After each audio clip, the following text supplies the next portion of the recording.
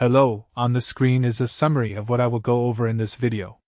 Make sure to watch to the end so you don't miss anything. Step 1. First, you'll want to open Dragon City on your mobile device or computer. Make sure you're logged into your account and that you're on the main game screen. Step 2. Next, look for the settings icon, which is usually a gear symbol in the top corner or side menu.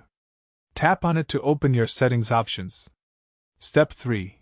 Once in settings, scroll down until you find the option that says Redeem Code or Enter Code. This is where you'll input all your promo codes. Step 4. Copy your code from a trusted source online.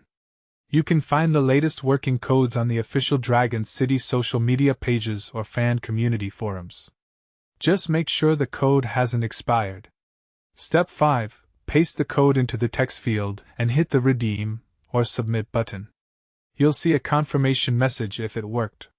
Your rewards like gems, gold, or dragons will be added to your account instantly.